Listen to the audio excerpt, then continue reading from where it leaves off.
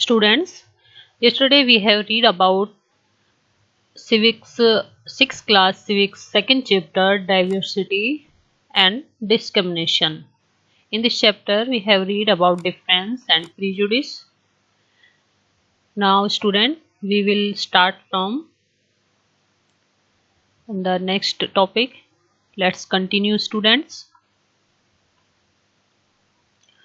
Some of these statements see villagers as ignorant and see people in cities as money minded and lazy.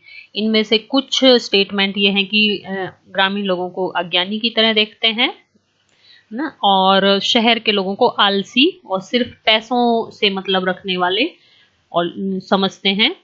When our opinion about certain people are always negative, seeing them as lazy, stingy, and some of these statements, then these become prejudices that we carry about them.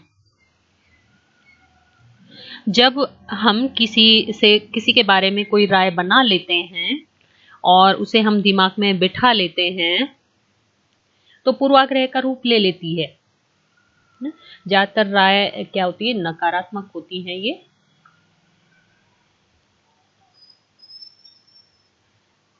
prejudice means to judge other people negatively, to see them as inferior.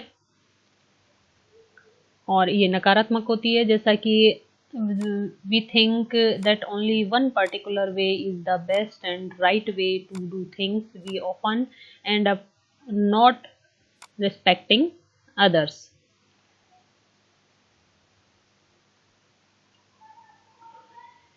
Prejudice का मतलब लोगों को आलसी या हमने कंजूस कहा, इस तरह की जो थिंकिंग है ये भी पूर्वाग्रह में आती है. पूर्वाग्रह में ही आती है ये सब.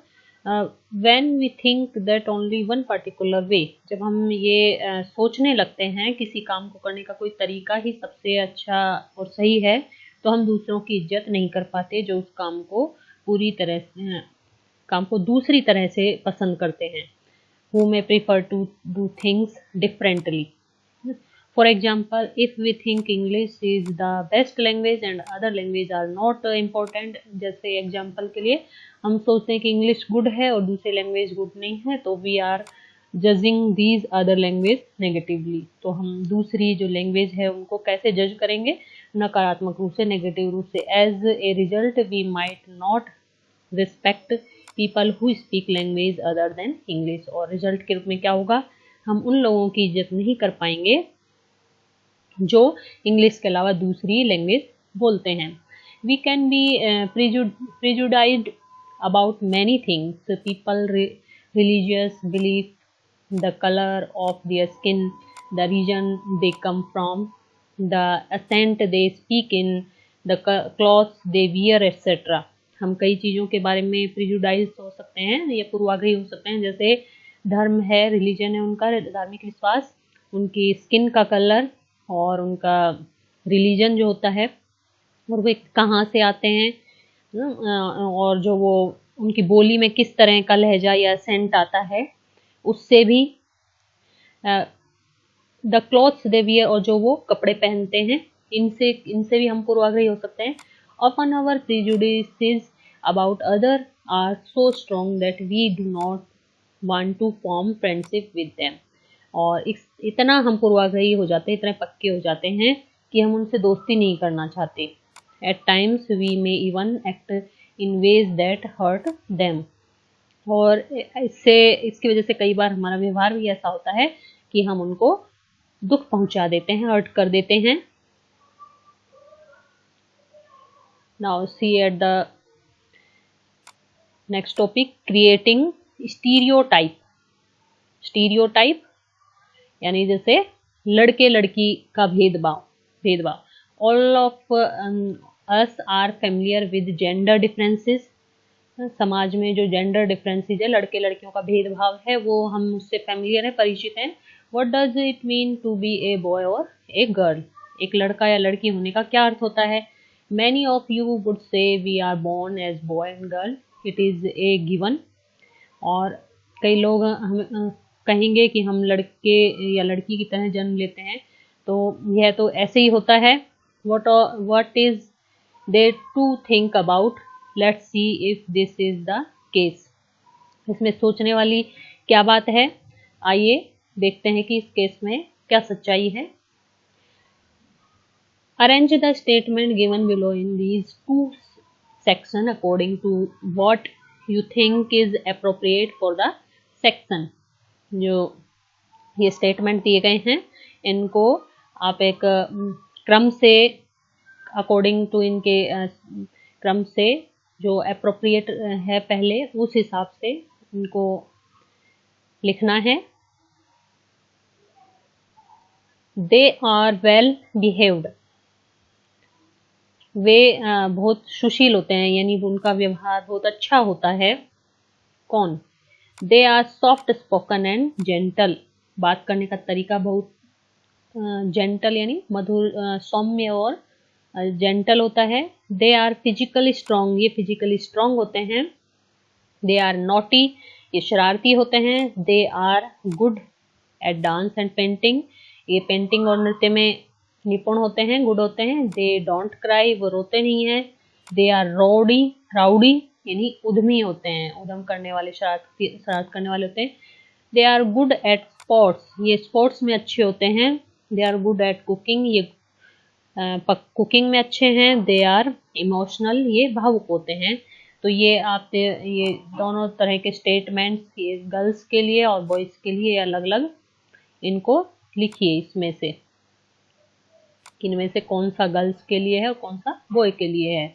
Now check with your teacher help, अब इसको टीचर की हेल्प से चेक करना है।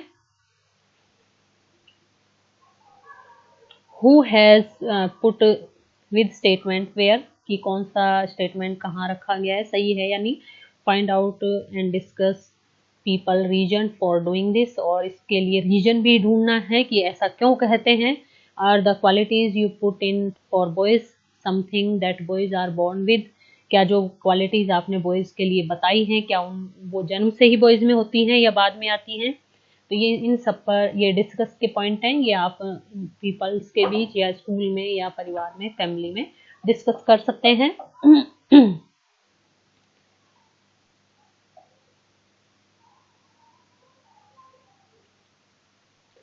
If we take the statement they don't cry, you will see that this is a quality that is generally associated with boy and men। अगर हम इस कथन को लें कि वे रोते नहीं हैं, तो ये किसका गुण जनरली हम देखते हैं, पुरुषों का या लड़कों का। और children when boys fall and hurt themselves, बचपन में जो लड़कों को गिर जाने चोट लग जाती है, their parents and other family member often console them by saying don't cry। तो उनके परिवार के लोग क्या कहते हैं कि रो मत, यू आर ए बॉय, तुम तो लड़के हो। बॉयज आर ब्रेव, लड़के बहादुर होते हैं। दे डोंट क्राई, वो रोते नहीं हैं। As children grow up they start believing that boys do not cry, so that even if a baby feel like crying he stop himself from doing so. तो जैसे जैसे बच्चे बड़े होते हैं वो ये विश्वास करने लगते हैं कि लड़के नहीं रोते, और जब रोना भी आए तो वह अपने आप को रोक लेता है कि लड़का मानता है। He also believe that crying is a sign of weakness, की ये वीकनेस की निशानी है। So even through both boys and girls sometime want to cry, तो ऐसा है कि कभी कभी लड़के लड़कियां दोनों ही रोने का मन करता है, दोनों का ही। Specially if they are angry, और जो कभी वो एंग्री हों या फिर इन पेन या किसी दुख में हों। तो एज दे ग्रो और ओल्डर बॉयज लर्न और teach themselves not to cry, लेकिन जब वो बड़े होते हैं तो बॉयज अपने आप को ये एक तरह से सीख जाते हैं, कि सिखा लेते हैं, अपने आप को पढ़ा लेते हैं कि नहीं रोना है। If a grown boy cries, then he feels that other will either tease him or laugh at him। और लेकिन बड़े होने पर ये मान लो लड़का रोए तो उसे लगता है कि लोग उसे चिढ़ाएंगे और मजाक बनाएंगे। And so he stop himself from doing so in front of other, और दूसरों के सामने वो ऐसा करने से अपने आप को रोक लेता है. So students, now today this is your homework that you will write in girls and boys section these statements and discuss about these in your family, yeah, in your class with your teacher. Okay.